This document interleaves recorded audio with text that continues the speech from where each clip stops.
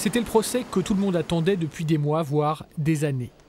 Après les rumeurs, les soupçons, les questions, on allait passer aux faits. Dans cette affaire qui agitait le microcosme tourangeau, il y avait de l'argent, de la politique et même de l'amour et du sexe, selon certains, mais il n'y avait pas encore de drame. Il est arrivé comme ça, dans cette matinée du 7 avril, alors qu'on ne l'attendait pas. C'est Jean Germain qu'on attendait, patiemment pour commencer, puis avec étonnement, puis avec inquiétude. Je vous en prie. Je suis bouleversé. Parce que je crois que Jean Germain avait fait l'objet d'accusations infâmes. J'ai évoqué Roger Salingro près de certains d'entre vous. Ce matin, il a disparu en laissant une lettre d'adieu à son domicile. J'espère qu'on va le retrouver vivant. En l'absence du prévenu le plus important, les micros se tournent vers l'autre personnage essentiel du procès, Lisanne, qui avait préparé ses explications pour le tribunal et qui s'explique finalement devant la presse. Je suis navrée de cette situation, mais je ne pense pas que je suis culpabilisée. Parce que tout ce que je fais, c'est exposer la vérité, si vous voulez. Après, c'est vrai que chacun il a sa nature. Voyez, moi, je n'ai jamais eu problème de reconnaître si je fais une bêtise. Je dis, voilà. L'attente dure 1 heure, puis la nouvelle est confirmée. Le corps de Jean Germain a été retrouvé dans son garage. Il a pris le soin de faire parvenir une lettre à son avocat au palais de justice pour expliquer son geste. Jean Germain est mort. C'est un martyr de la République. Dans cette affaire, il a été jeté aux chiens. Et comme il l'a écrit dans la lettre qu'il a laissée derrière lui, leur conscience les poursuivra. Je voudrais simplement vous lire un extrait de la lettre qu'on a retrouvée. On ne peut laisser la chasse systématique aux politiques se dérouler normalement, quotidiennement. Il est des êtres, j'en suis, pour lesquels l'injustice et le déshonneur sont insupportables. La presse, le parquet, vous êtes aujourd'hui les responsables de la mort de Jean Germain.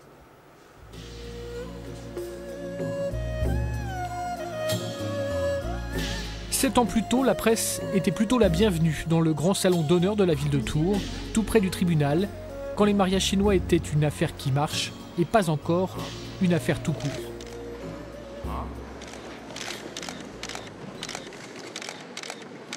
Au mois d'octobre, j'en ai 100 qui viennent d'un petit peu partout, de Pékin, de Shanghai. Et, on fait tout pour qu'ils aiment la Touraine. Hein.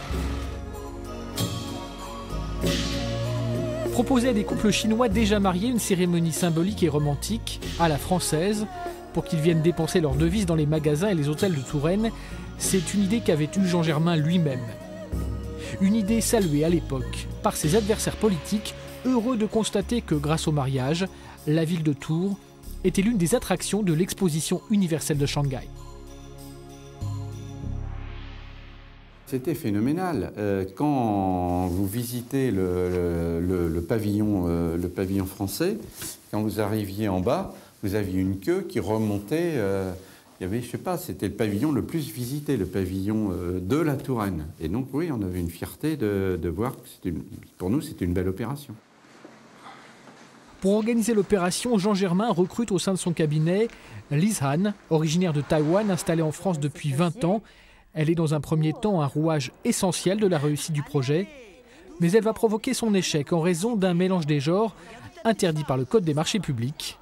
Alors qu'elle est salariée de la mairie, la société qu'elle a créée et dont elle est restée actionnaire bénéficie de l'intégralité des appels d'offres émis par la ville et l'agglomération dans les affaires chinoises, pour un total supérieur à 800 000 €.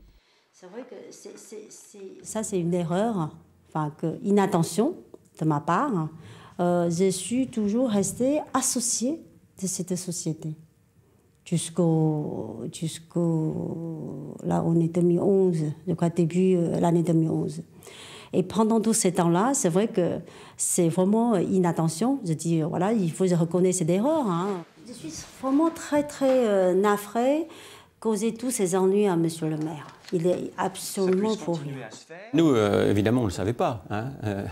Sinon, je ne vois pas comment le service des marchés de la ville de Tours m'aurait proposé de signer ce genre de choses. Mais je pense que ça a été corrigé, donc je pense qu'elle a commis une erreur, mais qui a été corrigée assez rapidement. Et il n'y a pas de détournement de fonds, de choses comme ça.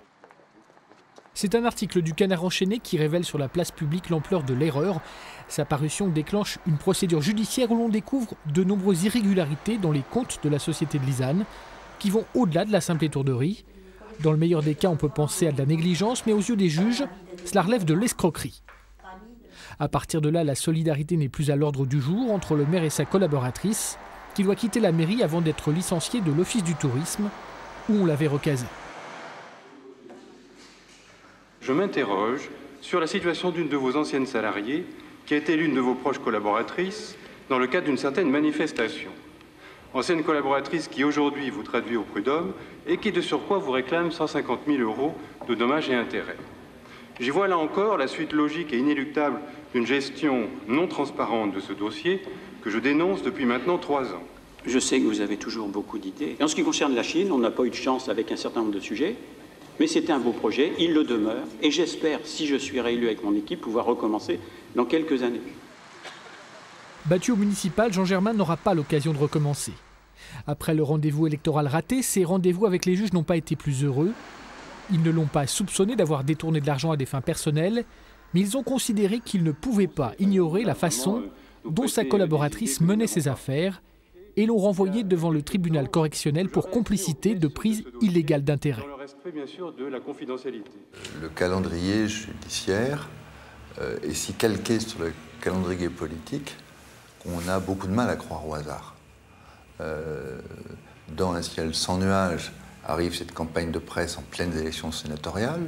Jean Germain aurait pu être mis en examen le lendemain, parce qu'il n'y a aucun nouvel élément qui soit intervenu. On attend 2 ans, et en pleine campagne des municipales, ça refait la une des journaux parce qu'il est mis en examen. Voilà, donc Jean Germain était absolument convaincu qu'il y avait une orchestration de tout ça. Maintenant, je ne suis pas capable de vous la démontrer aujourd'hui. Ce sentiment de persécution va être renforcé à quelques jours de l'audience, lorsque Jean Germain apprend à l'avance, contrairement aux règles de procédure pénale, le contenu des réquisitions qui prévoient à son encontre de la prison ferme. J'en ai été informé mercredi dernier par l'avocat d'une partie civile. Et à l'arrivée à l'audience, le procureur me l'a confirmé, mais j'en avais informé Jean Germain dès mercredi dernier. Le fait que le procureur annonce des réquisitions d'emprisonnement ferme, c'était délirant par rapport à ce dossier. Vous chercherez dans l'histoire de France, on n'a jamais vu de réquisition d'emprisonnement ferme pour un maire qui n'a jamais été condamné et lorsqu'il n'y a pas d'enrichissement personnel. Donc qu'il ait eu le sentiment d'une sorte d'hallali organisé par tous ceux qui travaillaient à sa mise à mort politique, certainement. Si un délit a été commis dans l'affaire des mariages chinois, valait-il de la prison ferme et valait-il la mort d'un homme? Jean Germain a répondu à sa manière à ces questions, mais lors du procès, qui se déroulera finalement en octobre, ces réponses manqueront pour éclairer les nombreuses zones d'ombre qui entourent encore le dossier. Dans la période d'émotion qui a suivi sa mort, de nombreux Tourangeaux ont, eux, déjà jugé l'homme. Rassemblés pour lui rendre hommage, ils ont estimé que les affaires ne devaient pas occulter ce qu'il avait fait pour la ville.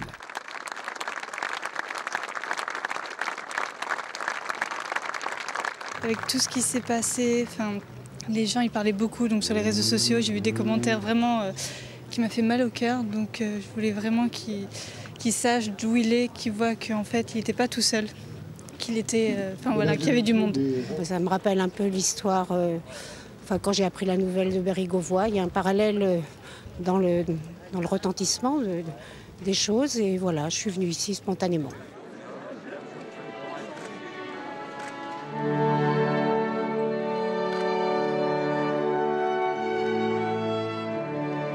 La ville de Tours a aussi rendu un hommage officiel à son ancien maire. Élus de droite et de gauche, ils étaient tous rassemblés dans le grand salon d'honneur. Parmi eux se trouvaient aussi ceux que Jean Germain avait désignés, à tort ou à raison, comme les responsables de sa mort.